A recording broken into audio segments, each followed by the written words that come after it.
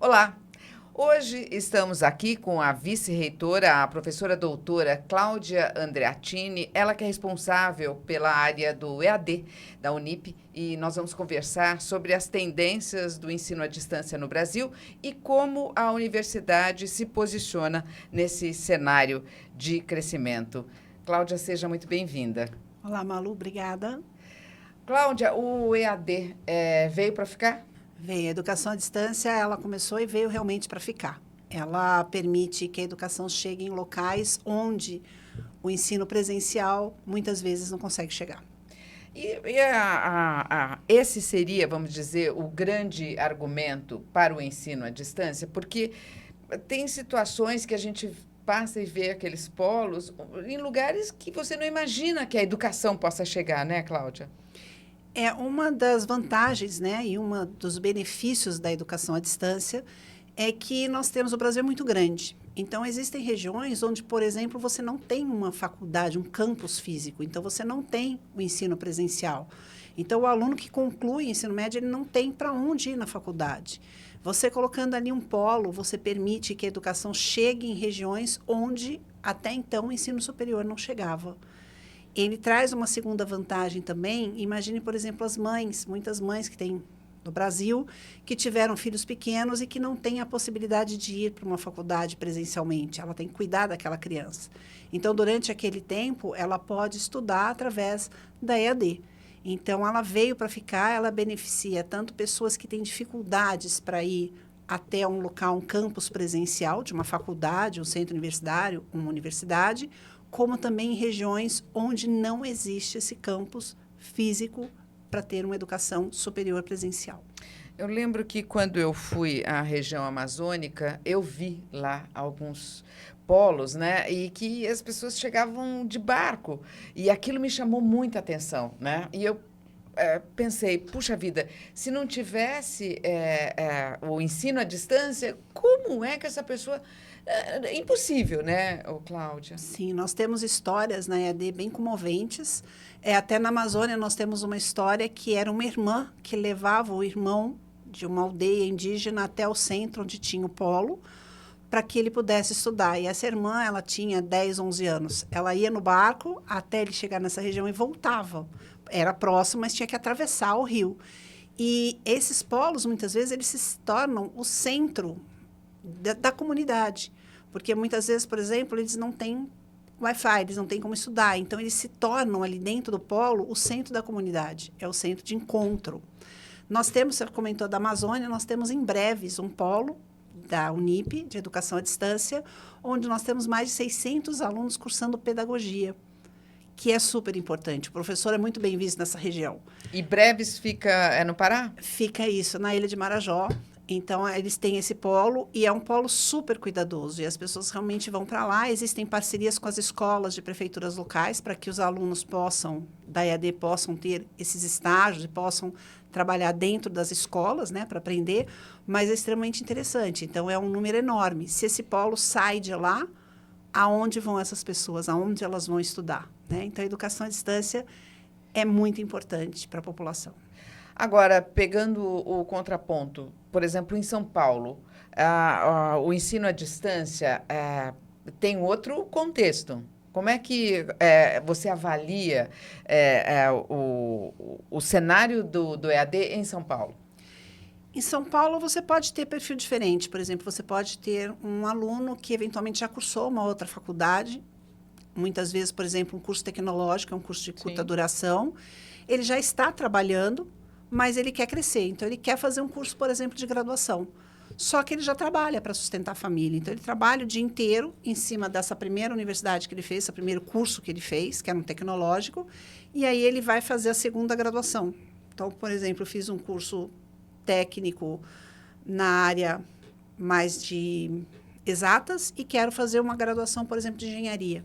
Sim. Né? Então, você proporciona para o aluno. Eu fiz um curso técnico de gestão de pessoas e quero fazer um curso de administração, de contabilidade, ciências contábeis, recursos humanos.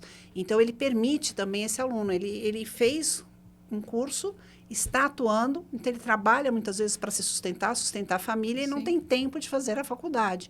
Então, muitas vezes, a educação à distância ajuda. São Paulo, outro ponto importante que nós temos é o trânsito, né? Uma cidade muito louca, é um trânsito, não só São Paulo, como as grandes cidades que existem no Brasil. Então, muitas vezes, a pessoa tem dificuldade em se deslocar, ela não teria tempo para esse deslocamento. Então, essa pessoa também vai procurar a educação à distância, porque facilita, ela não vai ter esse deslocamento todos os dias da semana. Agora, também me parece mais democrático também, né? Porque, assim, não é só aquela instituição, não é só o presencial que você precisa estar lá. Claro, você também precisa, tem outros aspectos, né? Que a gente pode falar mais para frente, mas eu acho que tem esse elemento da democratização do ensino, né, Cláudia? Sim, existe. É um perfil diferente do presencial, né? Mas você tem da mesma forma. O professor, ao invés de estar diretamente na sala de aula, como no presencial, você tem as videoaulas gravadas. Então, você tem a videoaula gravada, você tem o livro-texto. Na Unip, por exemplo, um dos grandes diferenciais, todos os nossos livros-textos, eles são desenvolvidos por professores da instituição. E eles passam, após produzidos, por uma verificação numa comissão de qualificação e avaliação, que vai ver esse conhecimento. Então, a educação à distância, ela traz esse processo mais democrático de permitir chegar e sem perder a qualidade também da educação. Ela tem um perfil diferente do presencial, mas ela vai permitir que a educação chegue a quem não conseguiria através do presencial. Agora, eu tenho aqui um dado que me chamou a atenção, que o ensino à distância, ele superou o presencial, Cláudia. Isso quer dizer que nós temos aí uma mudança de cenário? Sim, essa mudança de cenário, ela começa, esses dados são do censo, né? Foram publicados agora há pouco tempo. O que é mudança de cenário? Essa mudança de cenário ocorre desde a pandemia. O que aconteceu na época da pandemia? Na pandemia, nós tínhamos o ensino presencial, a educação presencial muito mais forte, só que o que as pessoas achavam que ia ser 1 mês ou 2 trancadas dentro de casa... Mal sabia. Ninguém sabia, isso se tornou mais de 1 ano, 1 ano e meio, claro. né? Então, mas o primeiro ano foi muito confuso. Então, essas pessoas tinham medo de sair na rua, elas não podiam. Inclusive, no início era proibido, ninguém Sim. poderia sair. Sim. Então, o que acontece? O ensino presencial começa ali a utilizar também ferramentas que seriam mais voltadas à distância. Então, ferramentas onde eu colocava o professor na casa dele conversando com os alunos na casa dele. E isso foi trazendo uma segurança maior do que seria a educação à distância. Então, começou a trazer uma credibilidade, uma procura maior pela educação à distância. Se eu não posso sair, se o professor está me dando aula à distância, por que não entrar na educação à distância? Então, nós começamos a ter uma inversão na captação dos alunos a partir da pandemia.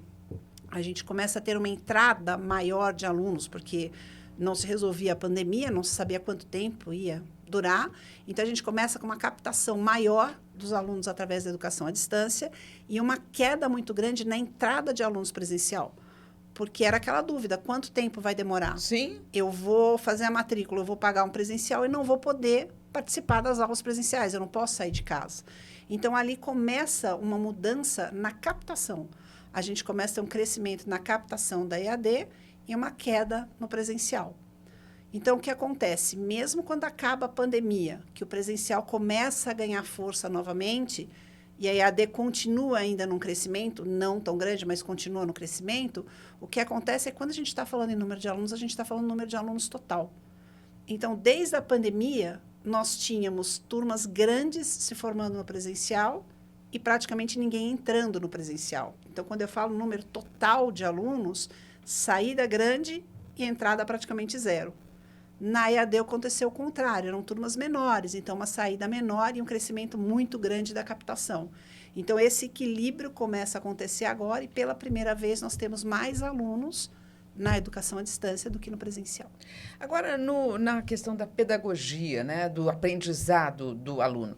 Quer dizer, o fato de você estar ali, o olho no olho, conversando com o professor, isso, de alguma forma, não é um benefício maior para o aluno? E aquele que faz o EAD, como que ele resolve essa questão? O aluno que vai para a educação à distância, ele tem que ter disciplina.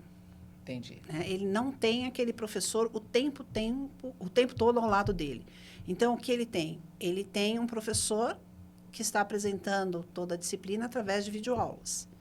Ele tem chat, ele tem fórum, ele tem alguns encontros presenciais, mas ele não vai ter nem o professor todos os dias com ele e nem uma outra coisa que é muito importante no presencial. No presencial, a gente tem um grupo de alunos, você estuda com a mesma sala. Então, esse grupo de alunos, muitas vezes, fazem trabalhos em grupo, estudos em grupo. Um vai incentivando o outro, você tem esse contato. Quando você está na educação à distância, você até tem o contato com seus colegas, mas em situações, em condições muito menores, muito menos tempo. Então, ali exige a sua disciplina. Se você achar que entrar na educação à distância é só entrar e vou estudar quando estiver chegando a prova, ele não funciona.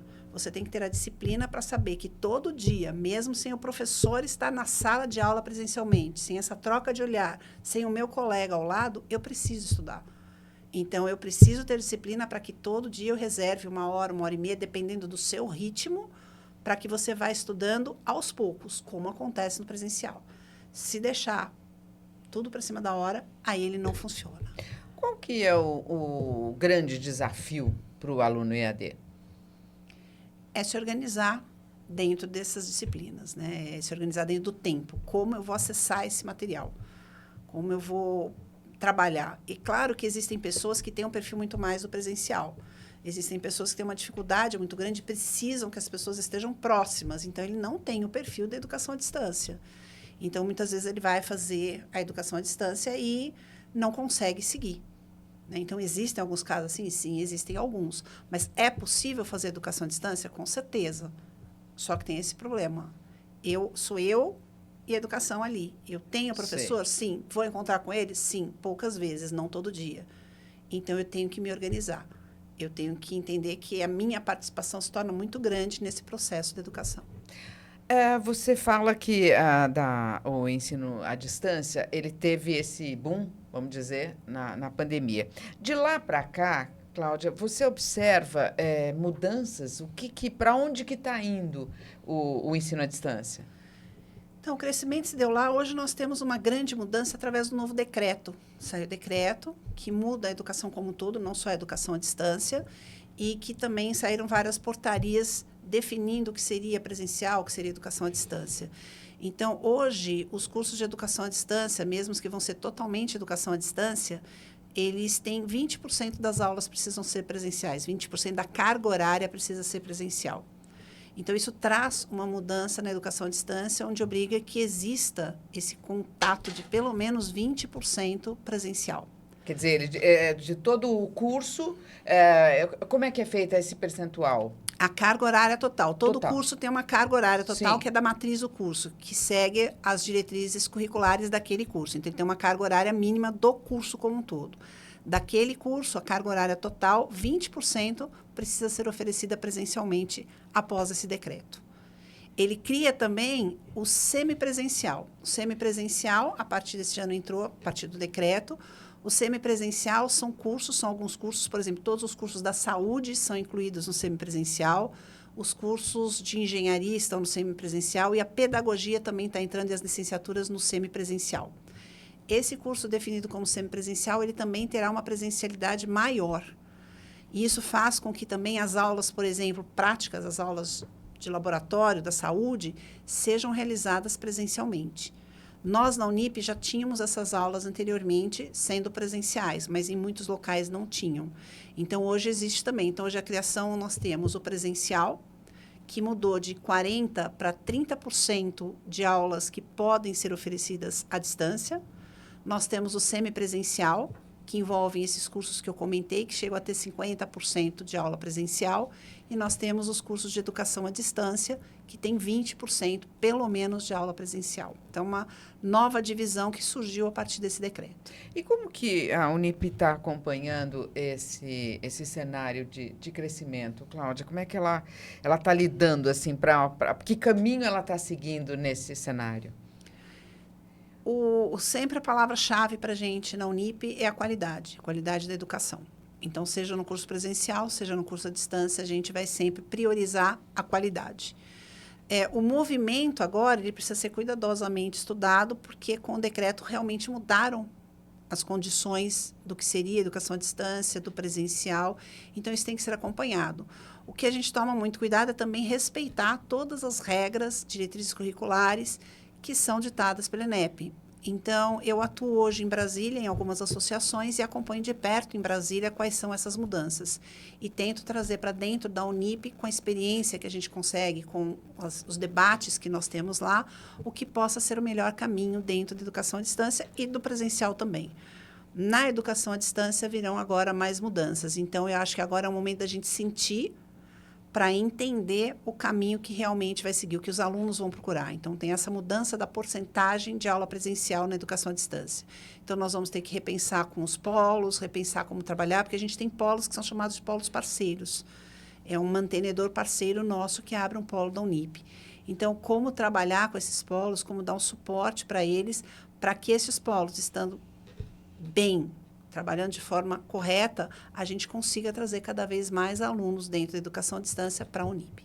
E como que a Unip está, assim, lidando com o... Como é que ela faz o seu diferencial no ensino à distância? Como é que ela se mostra? Porque eu fiquei pensando, imagina nesse cenário, como você falou, de breves, né? Quer dizer, 12 horas de barco, né? Imagina... É uma dificuldade, né? A pessoa tem que ter muito, o aluno tem que ter muita vontade de estudar, né? Então, eu queria entender o que a Unip faz para, vamos dizer, motivar esse aluno do ensino à distância. O que a gente coloca como diferencial é um suporte aos polos parceiros e, realmente, como a gente já falou, a qualidade. Então, todo o nosso material é feito internamente. Todo o nosso campo tecnológico é dentro de um campus da Unip, que fica na cidade universitária. Então, a gente tem todo um cuidado do trabalho ser realizado dentro da própria Unip, para oferecer isso para o aluno de uma forma com qualidade, uma forma correta. Outro ponto que nós temos, todos os cursos que hoje são chamados semipresencial, toda aula que o aluno precise fazer no semipresencial de laboratório, ele é feito dentro de um campus da Unip com um laboratório da universidade. Então, a garantia de que esse aluno da educação à distância, ele vai fazer as aulas práticas, realizar as aulas práticas dentro do mesmo ambiente, com o mesmo tipo de laboratório que o aluno do presencial desenvolve. Então, os laboratórios, as aulas práticas serão as mesmas. Os convênios, por exemplo, licenciaturas, onde o aluno tem que dar aula em escolas, a gente fecha os convênios da mesma forma que fecha com os alunos do presencial. Então, a gente se preocupa com essas parcerias para que o aluno possa ter toda a parte prática da mesma forma e com a mesma carga que um aluno do presencial tem. Agora, você fala desse cenário de Brasília, que você está sempre perto disso, né? Assim, o ensino à distância hoje, assim, como que o Brasil vê o ensino à distância, Cláudia? É algo assim... Eu vejo que, assim, eu comecei a fazer cursos, eu fiquei muito mais interessada, eu estou mais estudiosa assim, porque eu não preciso... e eu faço cursos especiais na área de literatura, que eu gosto muito e tal. E eu vejo que, por exemplo, se não houvesse esse ensino à distância, eu não sei se eu ia estudar tanto como eu estou estudando, né? Então, assim, eu vejo alguma vantagem nesse aspecto. Isso também se processa dentro da universidade?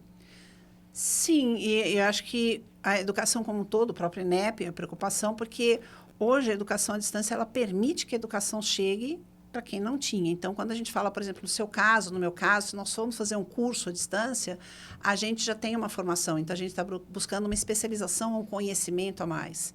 Agora, imagine uma pessoa que não tinha acesso à educação ao ensino superior.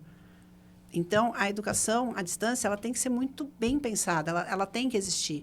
Ela vai permitir que pessoas que não tinham acesso ao ensino superior passem a ter a partir desse momento, a partir da educação à distância. Então, a importância dela, ela vai, como no caso como os nossos, onde você quer uma especialização, uma pós, que também pode ser oferecida à distância, mas vai também permitir uma igualdade maior, permitir que pessoas alcancem um diploma de graduação do ensino superior, onde antes eles não podiam, não tinham essa possibilidade. Então, a importância da entrada da educação à distância é muito grande. existe um cuidado, esse decreto, ele traz algumas portarias onde vai tomar mais cuidado com o polo, que o polo pode oferecer para o aluno, então buscando realmente a qualidade do ensino superior, a qualidade dos polos, o que cada um está oferecendo. Então, ele vai trazer regras mais claras para todas as instituições, dentro do que é a educação à distância, mas permitindo que ela continue a existir, chegando em lugares onde antes a gente não teria essa educação. E você chamou atenção para algo que eu fiquei pensando. Por exemplo, num lugar desse distante, ou até São Paulo mesmo, né?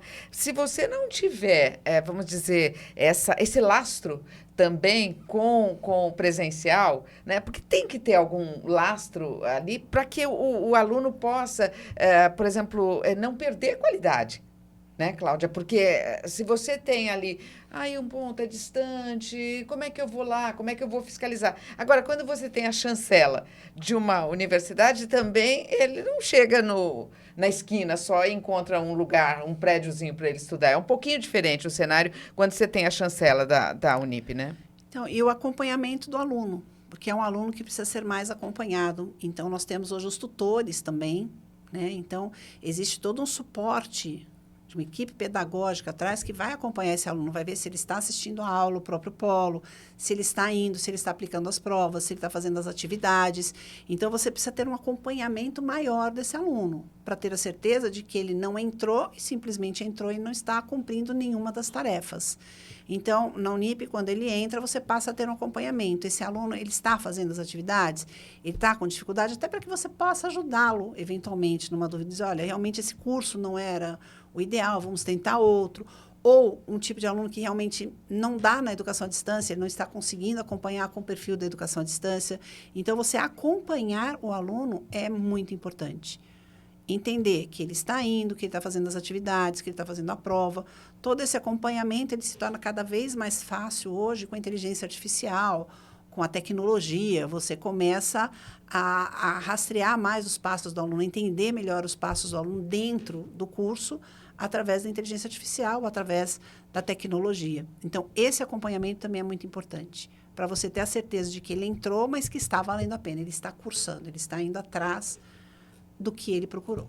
Porque é relativamente nova, é uma forma, uma plataforma muito diferente do que se estava acostumado. Então, assim, você levantou a questão da disciplina, né? Tudo isso, o acompanhamento, porque às vezes é uma questão de se adaptar, né? Às vezes você não consegue entrar, não consegue baixar, mas tudo vai se adequando, né, Cláudia? Então, assim, nesse cenário, vamos dizer, a gente já usou mais de uma vez essa palavra aqui, mas nessa atmosfera que o Brasil está buscando, eu acho que esse aperfeiçoamento tem tudo para ser olhado nesse momento, né, Cláudia?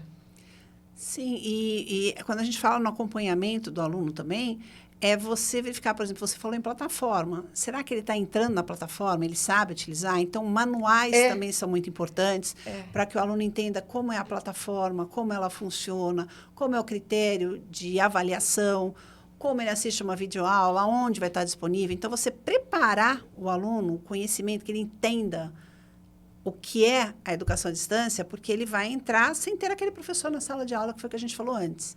Uhum. Então, ele tem que entender como funciona a educação à distância. Então, todos esses manuais, essas aulas explicativas, a aula inicial, para que ele entenda como funciona a educação à distância, também é muito importante. Então, ele vai entrar num ambiente que ele não conhece, mas ele vai conhecer. Você tem que explicar, você tem que deixar para ele exposto o que é e como ele pode acessar cada uma das plataformas, fórum, chat, seja o que for. Então, esse conhecimento, esses manuais se tornam também muito importantes nessa hora. Aí, assim, eu acho que nós estamos finalizando aqui, Cláudia, mas, assim, para mim o que fica é a questão da democrática mesmo do ensino, né? Você leva o ensino, você amplia a educação no Brasil, né? Que isso, queira ou não, é um ponto importante mesmo, e eu acho que a Unip faz isso com muito, muito esmero. E é acreditar na educação à distância. Se você faz uma educação à distância com qualidade, ela funciona. Então, é acreditar na educação à distância, mas tendo disciplina e se organizando, porque é uma forma diferente. Então, tendo disciplina, se organizando e estando na instituição, no caso da Unip, com uma boa qualidade, acredita na educação à distância, que realmente pode ajudar muita gente. E também, assim, você tendo essa, vamos dizer, afiançada, né? Você faz um ensino à distância, afiançada por uma universidade grande, que tem essa questão de que a questão da empregabilidade, né? Eu não sei ainda se continua sendo a marca da Unip. Continua. Então, quer dizer, você leva para o mercado de trabalho a segunda graduação, né, Cláudia? Acho que fica também para mim essa questão da segunda graduação, terceira, né? Você está sempre aprendendo, né, Cláudia? E no caso da Unip, porque a Unip é muito grande, né? Nós temos 27 campi presencial.